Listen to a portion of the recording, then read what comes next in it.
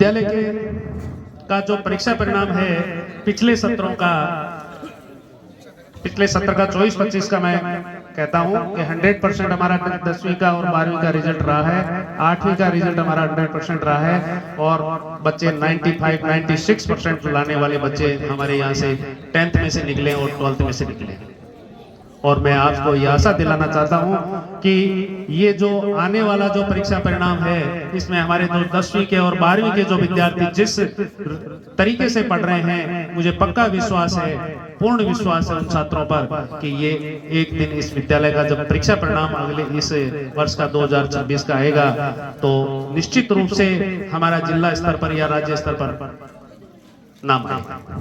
मैं ये आशा करता हूं छात्रों से भी और छात्रों की तरफ से और विद्यालय स्टाफ की तरफ से मैं आपको आश्वस्त करना चाहता हूं कि विद्यालय दिनों दिन है इस प्रगति की राह पर निरंतर बढ़ता रहेगा। कक्षा में पिछले सत्र में हमारे जो बोर्ड परीक्षाओं में श्रेष्ठ छात्र आए उनको अभी पारितोषिक देंगे। उनमें कक्षा 10 में चंदनाराम जो 95.83% ला करके प्रथम स्थान पर रहा। भारत देवासी कक्षा 10th का जो 94.83% ला करके सेकंड स्थान पर रहा और कांतिलाल 89.83% ला करके थर्ड स्थान पर। ये 10वीं के 3 विद्यार्थी जो 2 छात्र 90 से ऊपर के हैं और इसी प्रकार 12th के जो छात्र हैं नेमाराम जो 95.80% ला करके फर्स्ट स्थान पर रहा और ये छात्र अभी एसटीसी कर रहा है और तैयारी कर रहा है।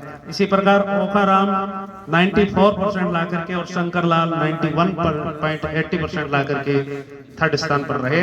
तो मेरा कहने का मतलब है कि 90 से ऊपर हमारे 3 छात्र चाहे 10वीं में है और चाहे 12वीं में है।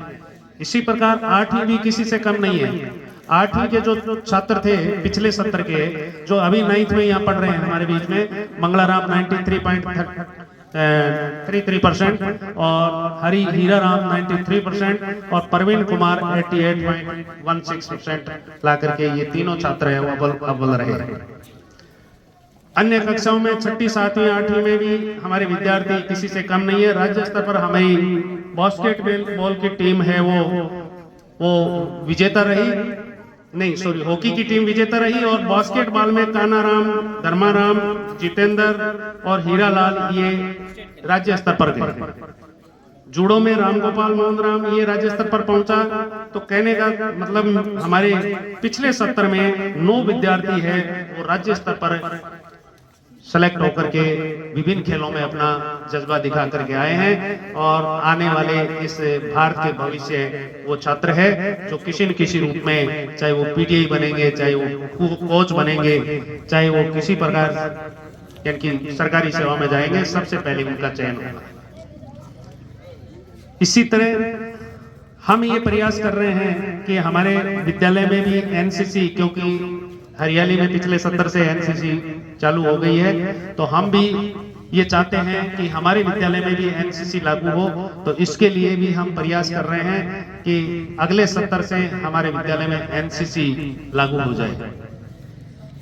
आर्ट्स को लाने का प्रयास है तो हम मैन जी से निवेदन करेंगे कि आप अपने स्तर पर और हम भी हमारे विद्यालय स्तर पर जो हमें जो कार्रवाई करनी है उसके लिए हम कर रहे हैं। और इस विद्यालय में यदि कला संकाय हो जाए तो विद्यालय बहुत अच्छे स्तर पर पहुंचेगा, क्योंकि 10वीं में जो छात्र निकलते हैं तो प्रत्येक के का ऐसा लेवल नहीं होता, प्रत्येक छात्र के बस की बात नहीं होती है कि वो साइंस ले सके। तो मैं महन जी से भी निवेदन करूंगा कि आप अपने स्तर पर आपके प्रयासों से जो ये विद्यालय का जो ये पौधा आपने लगाया है, ये पौधा आने वाले 5 साल के बाद में ये आपको बहुत मीठे फल देना शुरू कर देगा। और इसका आपको एहसास होगा जब आप समाज में कहीं पर पधारेंगे तो लोग कहेंगे कि इस जेतेश्वर धाम से निकला हुआ छात्र आज ये आरएस बना हुआ है, यहाँ से निकला हुआ छात्र डॉक्टर बना हुआ है, यहाँ से निकला हुआ छात्र इंजीनियर बना हुआ है। तो हम सबका सीना बड़ा गर्व से चौड़ा होगा।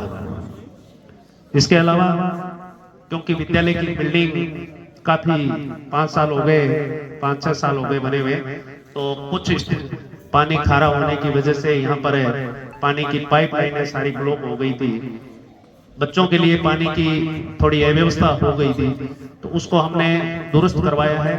पानी की पूरी पाइपलाइन को वापस नए सिरे से जुड़वाया है, क्योंकि पुरानी पाइपलाइनें सारी फ्लोराइड के कारण ब्लॉकेज हो गई थी। तो प्रत्येक बाथरूम में, टॉयलेट में हमने नई पानी की लाइन बिछा दी है।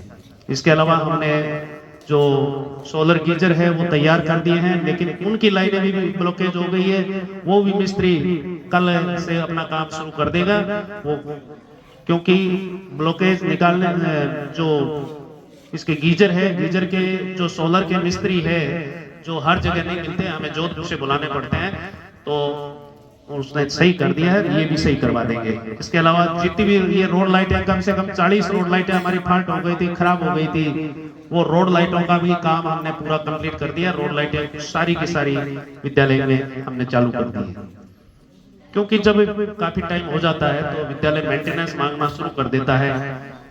तो विद्यालय के लिए तो हम प्रयास कर रहे हैं, लेकिन क्वार्टर्स की भी स्थिति और भी खराब है। क्वार्टर्स के आगे आप देखते हैं कि जो नीचे की जो कुर्सी भरी हुई है, कुर्सी तक का जो फाउंडेशन है उसमें भी सीमेंट है वो बाहर निकल रही है स्थिति। तो ये भी हम विभाग को लिख रहे हैं, और किसी तरह से यदि बजट उपलब्ध हो जाए तो आपने मंत्री स्तर पर या आपके किसी भी स्तर पर मैं जिसे मेरा निवेदन रहेगा कि इस प्रकार का कोई एमएलए कोटे से विभाग स्तर पर हमें दिलवा करके इस विद्यालय के लिए क्वार्टर्स का भी थोड़ा सा जीर्णोद्धार कर दें, तो मैं आपसे ये निवेदन करूंगा। इसके अलावा देखिए हमारे इस सत्र में, क्योंकि परीक्षाएं बहुत नजदीक खिसका दी गई है, इस वर्ष 1 अप्रैल से नया सत्र चालू हो जाएगा। तो जैसे ही परीक्षाएं खत्म होगी, किसी भी छात्र को किसी प्रकार की छुट्टी नहीं दी जाएगी, घर नहीं भेजा जाएगा, केवल सीनियर क्लास के अलावा 12वीं क्लास के अलावा।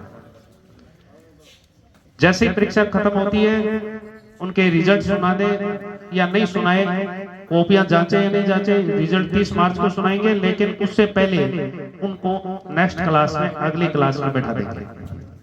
तो क्लासें विधिवत चालू हो जाएगी। तो कोई भी अभिभावकगण, कोई भी छात्र ये नहीं सोचे कि विद्यालय, क्योंकि 1.5 महीने का टाइम है, 1.5 महीने में हो सकता है आपके 1.5 महीने में फर्स्ट टेस्ट भी उसी अप्रैल में ही आपके हो जाए। तो आप सब हमारी 10वीं 12वीं और 8वीं के छात्र अध्ययन में लग गए। इस वजह से शिक्षा विभाग ने भी जो वार्षिक उत्सव होने चाहिए थे, उन वार्षिक उत्सव के लिए भी किसी प्रकार के आदेश नहीं किए हैं।